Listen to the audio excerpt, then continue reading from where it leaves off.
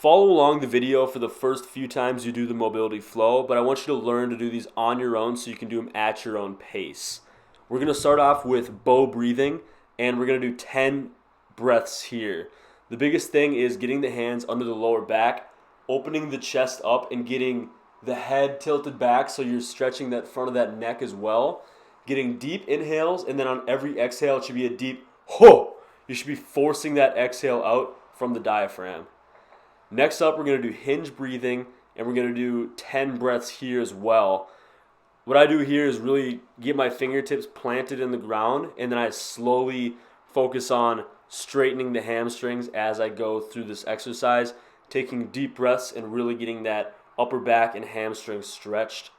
After that, we're going to go 10 more breaths of bow breathing, and here it's really important to get those deep inhales and really let those exhales really come out fast. Force those out. This is the last breathing exercise of the whole routine. Next up, we're going to do single leg floor taps. We're going to do 10 reps on each side.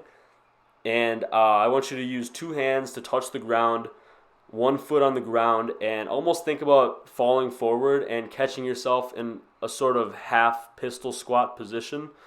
The more you can bend your knees here, the better it's going to be at warming up the legs. But either way, you're going to feel the whole hamstring and the quad and the hips all get warmed up from this exercise. Another thing I like to think about here is keeping the weight evenly distributed on my foot. Sometimes I tend to be on the outside of my foot, pressing through the outside of my foot. So I think about pressing through more of the inside of my foot on these just to even it out. And you'll see what I mean when you get used to this exercise. All right, next up we're going to do inchworms, and we're just going to do 10 inchworms here. And this is simply walking out to a plank and bringing yourself back into a hamstring stretch.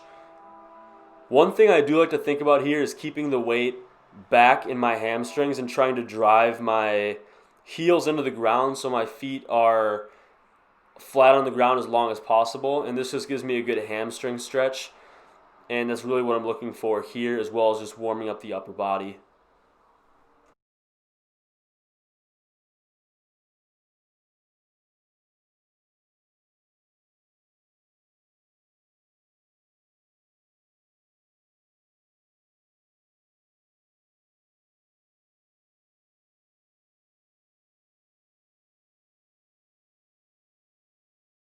From the plank position in the last inchworm, we're just going to transition into a down dog plank movement here. So I'm really getting set up. Hands and feet are set up and locked in place.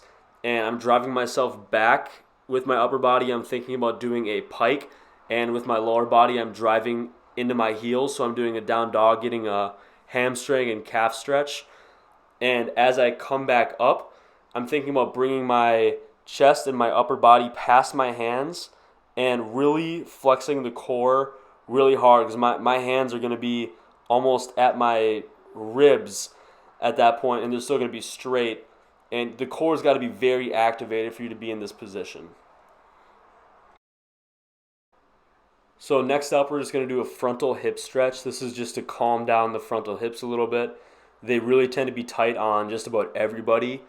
So we want to focus here on keeping the upper body tall while we sit in that lunge. If we want to get a deeper stretch, we can bring the opposite hand of the lunge leg down to the floor and then reach the other hand up to the sky and get a deeper stretch into the side body and into the obliques. All right, next up we're going to transition into a 90-90 hip stretch. So basically the front leg is going to be at a 90-degree angle. We're going to be getting a stretch in the outer glute of that front leg, and the back leg is going to be in a quad stretch. So we're going to rotate from the quad stretch, and then we're going to bring ourselves forward into that frontal hip stretch, turning our bodies with the stretch, and we're just going to do 10 reps on each side. Here, I really want you to just focus on letting the movement happen. Try not to get caught up in any certain area. You might at first, but we want to be loose enough where we can just rotate from that quad stretch to that hip stretch with ease.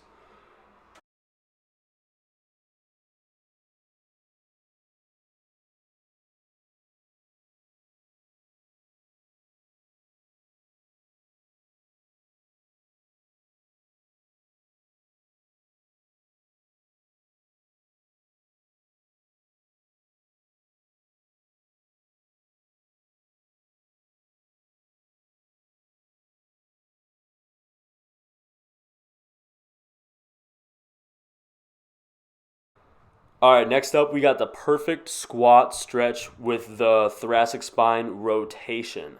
So here I'm sitting in a perfect squat. You can see my back knee is hovering over the mat, so it's not on the mat. You can have it on the mat at first, but once you get a little looser or a little more advanced with this exercise, I want you to hover that leg, keep the tension through the hips, through the legs, feel the stretch, and we're driving that front leg, we're driving that knee out, so we're getting a really good stretch in the inner and the outside of the hips as well, and we're going to rotate into that stretch with the thoracic spine rotation.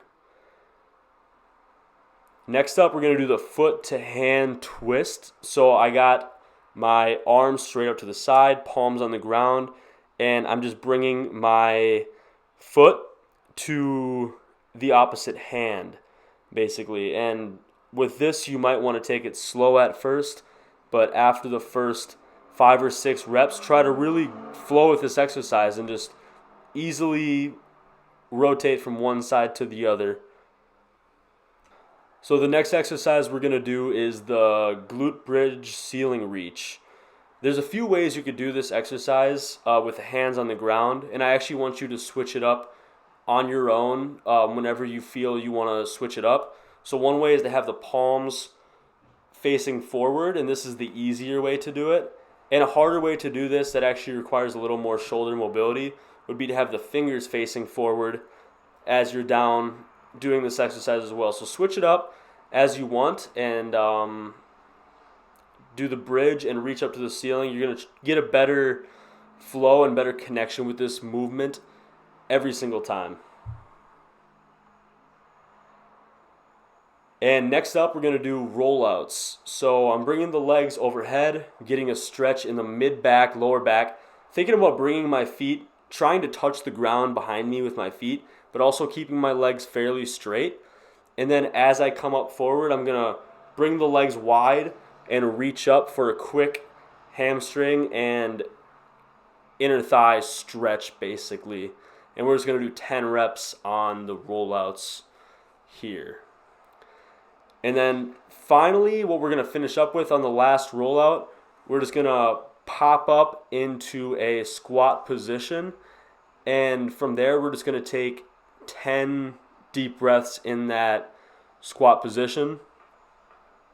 And take your time with these, but at the same time, we're also forcing the exhale just like with the breathing exercises. So this is actually the final breathing exercise. And staying even on both feet, sitting back and keeping the upper body nice, tall, and strong here.